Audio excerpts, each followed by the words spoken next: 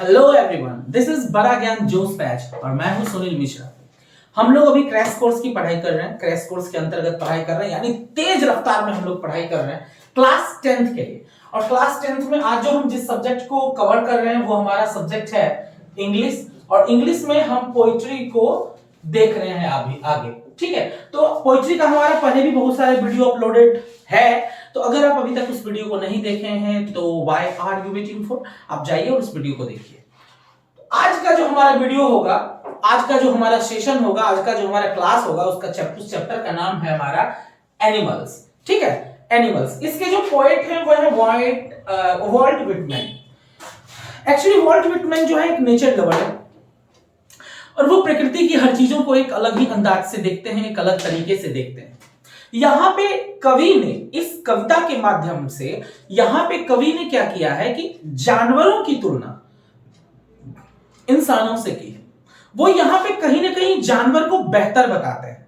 ठीक है, जानवर को वो श्रेष्ठ बताते हैं अपने से, यानी ह्यूमन बीइंग से वो बेहतर बताते हैं जानवरों को। उनका कहना होता है कि जानवर कोई शिकायत नहीं करते, जानवर जो है अपने लिए कोई पश्चाताप नहीं करते, रिपेंट नहीं करते, पछतावा नहीं करते, भगवान के गुणगान पे कोई चर्चा नहीं करते या उनकी अच्छाई या बुराइयों को नहीं निकालते। जानवर किसी भी दूसरे की बुराइयों को नहीं निकालते। तो ये सब कुछ ऐसे गुण हैं जिस गुण के वजह से कवि ने जानवरों को श्रेष्ठ बताया है compare to animals, human being.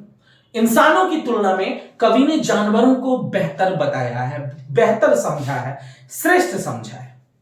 अब हम जरा इसको किताब के लहजे से देख लें तो क्या कहता है कि the poet tells us that he feels more at home with animals then humans whom he find complicated and false। कवि जो है इंसानों को कॉम्प्लिकेटेड पाते हैं। ठीक है, उन्हें लगता है कि इंसान जो है कॉम्प्लिकेटेड है। इंसान क्या है? कॉम्प्लिकेटेड है। इंसान कॉम्प्लिकेटेड है। इंसान क्या है? फॉल्स है। ठीक है, इंसान जटिल है, इंसान झूठा है, वो झूठ बोलता है। ये सारी चीजें जो है कवि जो है फाइंड करते हैं। उनको लगता है कि इंसान जो है उतना बेहतर नहीं है जितना कि जानवर है। इस वजह से पहले ही लाइन में कवि ने लिखा कि वो अपने आप को ज्यादा कंफर्टेबल महसूस करते हैं। किसके साथ? तो जानवरों के साथ, इंसानों की तुलना में। आगे क्या कहता है? I think I could turn and live with animals, they are so placid and self content. ठीक है, वो कहते हैं कि जानवर जो है ज्यादा शांत रहते हैं, ज्यादा आत्मनिर्भर रहते हैं। अपना चारा, अपना खाना वो खुद उसकी व्यवस्था वो खुद कर लेता है। इंसानों के जैसा नहीं है कि वो हर चीज के लिए दूसरे पे आश्रित होता है, हर चीज के लिए वो दूसरे की तरफ देखता रहता है। तो यहां पे कवि ने ये कहने की कोशिश की है कि वो ज्यादा सेल्फ डिपेंडेंट है कंपेयर टू अस। इंसानों का क्या है? हर एक छोटी से छोटी चीजों के लिए हम दूसरे पे डिपेंड करते हैं, हम दूसरे पे आश्रित हो जाते हैं, जबकि जानवरों के साथ ऐसा नहीं है। आगे के स्टेंजा में कवि क्या कहते हैं? do not fret and whine about their condition, and they do not lie awake in the dark and weep for their sins, and do not make me sick discussing their duty to God। कहते हैं कि वे अपनी हालात के बारे में ना तो पसीना बहाते हैं, ना ही चिल्लाते हैं, ना ही अंधेरे में रोते हैं, ना ही अपने पाप पे पछताते हैं, ना ही अपने पाप को महसूस करते हैं। हमेशा अपने कर्तव्यों के बारे में बातचीत करते हुए दुखी भी नहीं होते। ऐसा नहीं कि उसका क्या ड्यूटी है, what should he do, what should he not do, इस पे चर्चा कर करके हमेशा दुख होना, फ्रस्ट्रेटेड होना। हमारी फ्रस्ट्रेशन का कारण क्या होता है? अगर human beings, we are human beings, so that's why we can understand then what's the main reason of our sorrow. बहुत सारे होते हैं। हम दूसरों को देख करके जलते हैं, इसलिए हम दुखी हैं। हम दूसरों को तरक्की करते देखते हैं, इसलिए हम दुखी हैं। हम अपने पास्ट के बारे में रोते हैं, इसलिए हम दुखी हैं। पास्ट में किए गए किसी काम को लेकर के हम पछता रहे हैं, इसलिए हम दुखी हैं। जानवर ऐसा नहीं करता। इस वजह से कवि ने जानवरों को श्रेष्ठ माना है कंपेयर टू ह्यूमन बीइंग्स, क्योंकि जानवर ये सब चीजें नहीं करता जो ह्यूमन बीइंग्स करते हैं। आगे के लाइन में है Not one is dissatisfied, not one is demented with the mania of owning things, and not one kneels to another, and not to kind that lived thousands of years ago. And not one is respectable or unhappy over the whole earth. ये English में इसलिए पढ़ रहा हूं ताकि आपको समझ में आ जाए कि मैं किस स्टेंजा का हिंदी कर रहा हूं या उसका अर्थ बता रहा हूं। ओके बाबू, क्या कहता है कि यहां पे जानवरों में कोई भी असंतुष्ट नहीं है, कोई भी चीजों को इकट्ठा करने के लिए सनक में पागल नहीं। हमारा क्या है? हमारा क्या है? ह्यूमन बीइंग का क्या है बाबू कि ह्यूमन बीइंग जो है असंतुष्ट। गांधी जी लिखे हैं, आप 12th में पढ़ेंगे कि we are a restless bird. Indian civilisation and culture नाम का एक चैप्टर है, उसमें उन्होंने लिखा है कि वी आर क्या है? वी आर ह्यूमन बीइंग्स जो है वो क्या है? रेस्टलेस बर्ड है, कभी रेस्ट नहीं कर सकता है। The one who gets another wants, when we get one another we wants. जब हम एक पाते हैं तो हम दूसरा चाहते हैं, हमको एक मिला तो दूसरा हमको चाहिए। ये दिल मांगे मोड़, जितना मिले उतना कम। हमारे पास सेटिस्फैक्शन नाम का चीज नहीं है, और जिस इंसान में सेटिस्फैक्शन है वो तो महात्मा की श्रेणी में आ गया। तो सब लोग तो महात्मा हो नहीं सकते, और जानवरों में ऐसा नहीं है, वो संतुष्ट है। उसे जो खाना पीना चारा जहां उसे रहने को मिल गया वो उसी को लेकर के क्या है? संतुष्ट है। ठीक है, आगे क्या कहते हैं? हमारे पास जो है चीजों को इकट्ठा करने का सनक नहीं है। यहां पे देख लीजिए भैया, इतना काला धन निकलता है, क्यों? क्योंकि पैसा इकट्ठा करने का शौक है, घर बड़ा बड़ा बनाने का शौक है। भले ही घर में 4 आदमी है पर 4 जगह अलग अलग बिल्डिंग बना हुआ है। सनक है हमारे पास। एक बाइक है लेकिन 4 साल हो गया तो नया बाइक खरीदेंगे। एक कार है, नहीं 2 कार होना चाहिए, 4 कार होना चाहिए। अब अंबानी जी के पास देख लीजिए आप, है कितने कार है कि 4 से 5 फ्लोर जो है कार की पार्किंग है। तो आप समझ सकते हैं क्या है ये, क्या है, इसे क्या कहेंगे आप? सनक। बड़ी बड़ी चीजें, नई नई चीजों को इकट्ठा करने का शौक। इंसान के पास मोबाइल नहीं भैया, हमको क्या चाहिए? तो हमको आईफोन चाहिए, आईपैड चाहिए, ये चाहिए, वो चाहिए, जो कि जानवरों में ये सनक नहीं है। ठीक है, वे दूसरों के सामने ना तो झुकता है। इंसानों का क्या है? अपना काम निकलवाने के लिए, अपना बात मनवाने के लिए हम दूसरों के आगे झुकते हैं, दूसरों के आगे नतमस्तक होते हैं, जबकि जानवरों में ऐसा नहीं देखने को मिलता है। ठीक है, और ना ही वो नकल करते हैं, किसी का कॉपी नहीं करते। कोई भी वो इस वजह से कोई भी यहां पे कभी कहना चाहता है पृथ्वी पे अनादरणीय या उदास नहीं है। ऐसा नहीं है कि किसी का हमको डिसरिस्पेक्ट करना चाहिए, हमको सभी का रिस्पेक्ट करना चाहिए। जानवरों में ये सारी चीजें नहीं है। वो बेखौफ रहते हैं, बिंदास रहते हैं, खाया पिया जगह जगह मिला वहीं लौट गया, कहीं कोई उसको दिक्कत नहीं है। क्यों? बस वही, हम पंछी उन्मुक्त गगन के, एकदम हवा हूं हवा में, बसंती हवा हूं, सुनो बात मेरी अनोखी हवा हूं, हवा की तरह बिल्कुल। ठीक है, उसको कोई फिक्र नहीं है, न कोई फिक्र है, न किसी से डर है। जिधर चाहती हूं उधर घूमती हूं, हवा में बसंती हवा हूं। ये एक पोएम था। ठीक है, ये भी हम अभी पढ़ रहे हैं, पोएम ही पढ़ रहे हैं इंग्लिश का। तो क्या है कि वो बिंदास रहता है, बेखौफ रहता है, अचिंतनीय है, एकदम चिंता से परे है वो, beyond of any doubt, beyond of any tension frustration. उसके पास कुछ नहीं है ऐसा। हमारे पास सब है। जितना ज्यादा अमीर देखो उतना भाग दौड़ कर रहा है, उतना ज्यादा वो परिस्थितियों से घिरा हुआ है। ऐसा जानवरों में नहीं है। लास्ट स्टेंजा में कवि क्या कहते हैं? So they show their relations to me and accept them. इसलिए जानवर इनके प्रति अपना संबंध दिखाते हैं और वे इसे स्वीकार करते हैं कि हाँ, जानवरों का हमसे संबंध है। आगे क्या कहते हैं? They bring me the tokens of myself, their evidence. वे मेरे लिए भी कोई ना कोई स्मृति चिन्ह लाते हैं, यानी कोई ना कोई जो है पहचान का स्मृति चिन्ह, आप मेमोरी, कोई ना कोई मेमोरी लाते हैं। हर इंसान का किसी ना किसी जानवर के प्रति कोई ना कोई मेमोरी जरूर होता है। आगे क्या कहते हैं?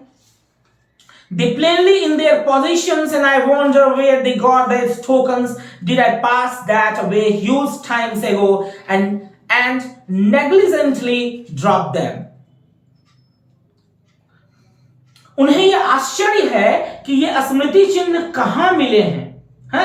क्या मैं बहुत समय पहले उसके पास से गुजरा था या उन स्मृति चिन्हों को लापरवाही से डाल दिया था? यानी वो स्मृति चिन्ह की बात कर रहे हैं, वो मेमोरी की बात कर रहे हैं, जो कि जानवर किसी न किसी फॉर्म में कवि के पास, कवि के लिए लाता है। वो स्मृति चिन्ह, वो मेमोरी साइन, वो मेमोरी की चीजें, पता नहीं कभी कहना चाहते हैं कि क्या मैंने ऐसा कोई कहीं छोड़ दिया था या कहीं गिर गया था मेरा, जो वो मेरे लिए वो स्मृति चिन्ह का मतलब यहाँ पे प्यार भी हो सकता है कि कवि जो है ये कहना चाहते हैं कि जानवर उनके प्रति जो प्रेम प्रदर्शित करते हैं, प्रेम शो करते हैं, क्या वो उस प्रेम को कहीं छोड़ दिए थे, जो वो प्रेम उस जानवर के द्वारा वो वापस पाते हैं। तो कवि आखिरी स्टेंजे में प्रेम को बताते हैं कि जानवरों से हमें अपार प्रेम मिलता है, अगर हम उनके प्रति अच्छे व्यवहार करते हैं, अपनापन दिखाते हैं, तो वो भी बदले में हमारे प्रति बहुत ज्यादा प्यार, अनकंपेरेबल प्यार प्रदर्शित करते हैं। और यह जो है सॉन्ग ऑफ माई सेल्फ से लिया गया है, ये जो है totally song of my self से ये हमारा एनिमल्स लिया गया, जहां पर कि वॉल्ट व्हिटमैन ने जानवरों की तुलना इंसानों से करते हुए जानवरों को इंसानों से बेहतर बताया है। इसी वीडियो में हम दूसरे पोएम को जो कवर कर रहे हैं, उस पोएम का नाम है डस्ट ऑफ स्नो। ठीक है, dust of snow. Dust of snow जो है एक्चुअली ये बहुत छोटा कविता है, लेकिन बहुत ज्यादा सेंसिबल है, बहुत ज्यादा सेंसफुल है ये, है?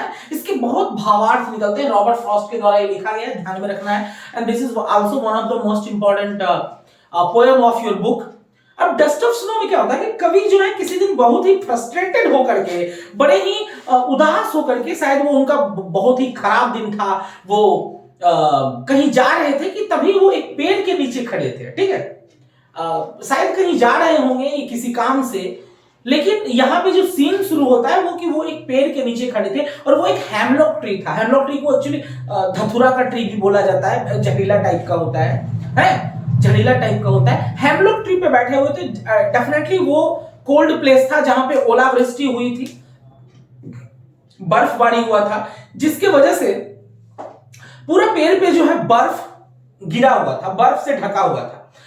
कि तभी जो है, और वो बड़े ही उदास थे, बड़े ही दुखी मन से बैठे हुए थे, कि तभी वहां पे एक कौवा बैठा हुआ था पेड़ पे, और पेड़ पर से कौवा उड़ता है, अपने पंखों को फरफराता है, और उसके पंखों के फरफराने से के वजह से क्या होता है कि उनके बॉडी पे, उनके सर पे, उनके चेहरे पे वो डस्ट, स्नो के कुछ कुछ पार्टिकल्स गिरते हैं, ठंडा ठंडा, और वो उनको अचानक से लगता है जैसे कि वो किसी स्मृति से जग गए हों, किसी गहरे नींद से जग गए हों, और वो जो ठंडापन उनके चेहरे पे पड़ती है, तो वो बहुत ही उस जो फ्रस्ट्रेशन और दुख में थे, वो दुख से वो निकल जाते हैं। यहां पे कवि ये कहना चाहता है कि अगर दोनों चीज देखा जाए तो एक कौवा, जो कि वो भी बैड थिंग का ही साइन माना जाता है, दूसरा हेमलॉक ट्री जो कि ऑलरेडी वो जहरीला और नशीला पौधा है, लेकिन ये दोनों ने उनके उस बुरे दिन को अच्छे बनाने में बहुत बड़ा योगदान दिया। तो यहां पे कवि कहना चाहता है कि प्रकृति हमें कब क्या किस रूप में उपहार दे दे, जिस चीज को हम बेकार, बेजान या अपने लिए बैड लक समझते हैं, क्या पता वही चीज हमारे को एक नया जीवन दे दे, ये कहना मुश्किल है। तो इसलिए प्रकृति द्वारा प्रदत्त, प्रकृति द्वारा दिया हुआ है, गिवन बाय दिस नेचर, जो भी चीजें हैं हमें उसका सम्मान करना चाहिए, हमें उसके प्रति प्यार प्रदर्शित करना चाहिए। जिस तरह से कि कवि का वो खराब दिन, कवि का वो खराब दिन, कवि का वो फ्रस्ट्रेटेड डे एक अच्छे दिन में बदल जाता है, प्रकृति के दो चीजों के द्वारा बनाए गए, दो चीजों के द्वारा, एक हेमलॉक ट्री और दूसरा वो कौवा, और तीसरा कह सकते हैं वो स्नो पार्टिकल्स जो पेड़ पे था और वो उनके चेहरे पे आकर के गिरती है। तो डेफिनेटली वो चीजें जो है प्रकृति के द्वारा, नेचुरल चीजें, और उनके जीवन में एक नया जोश और नया उमंग लेकर के आती है। अब यहां पे हम लाइन बाय लाइन थोड़ा सा देखने की कोशिश करते हैं। उन्होंने लिखा है कि द वे ए क्रो सुक down on me the dust of snow, the way A crow, जिस तरीके से वो एक कौवा, सुक down on me the dust of snow, मेरे पे डस्ट ऑफ स्नो यानी स्नो के पार्टिकल्स, उसके डस्ट मेरे ऊपर गिराता है। कहां से? फ्रॉम ए हेमलॉक ट्री, एक हेमलॉक ट्री से, has given my heart a change of mood, उसने मेरे दिल को बदल के रख दिया, मेरे को एक नई ऊर्जा दी, मेरे मूड को स्विंग कर दिया, मेरे मूड को बदल दिया। And saved some part of the day I had a ड्यूट, और उसने उस पूरे खराब होते हुए मेरे दिन को सही कर दिया, मेरे फ्रस्ट्रेटेड उस दिन के जीवन को फिर से उजालों से भर दिया, नए जोश से भर दिया, नई उमंग से भर दिया।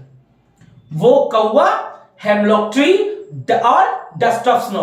यहां पे कवि ने सिर्फ 3 प्रॉप यूज किया है और इतनी सुंदर कविता की रचना कर दी है। इन 3 चीजों की मदद से कवि का वो उस दिन का जीवन बहुत ही खुशियों से भर जाता है। तो यहां पे आके हम डस्ट ऑफ स्नो को खत्म करते हैं। एक्चुअली इतना ही बड़ा पोएम था एंड आई होप कि आज का दोनों पोएम आपको, मेरे ख्याल से शायद सारा पोएम हो गया होगा, शायद एक पोएम बचा हुआ है द ट्री, वो हम अगले चैप्टर में कवर कर लेंगे, अगली क्लास अगले सेशन में कवर कर लेंगे। तब तक के लिए आपको बड़ा ज्ञान क्लासेस से जुड़े रहना है और डेफिनेटली अगर आप अभी तक देख रहे होंगे तो आपको समझ में आया होगा, और अगर नहीं भी आया होगा या कोई प्रॉब्लम होगा तो आप हमसे जुड़ करके, बड़ा ज्ञान क्लासेस से जुड़ करके आप उन सवालों का जवाब पा सकते हैं। तब तक के लिए आप बने रहिए बड़ा ज्ञान क्लासेस के साथ and just you will have to do these the 3 things, like, share ज्यादा से ज्यादा करें and subscribe the Bada Gyan Classes, because your these 3 work will motivate the whole team of Bada Gyan class. Therefore we will try to our level best to make better and better video and educational video for you. So thank you so much for watching this video till the end.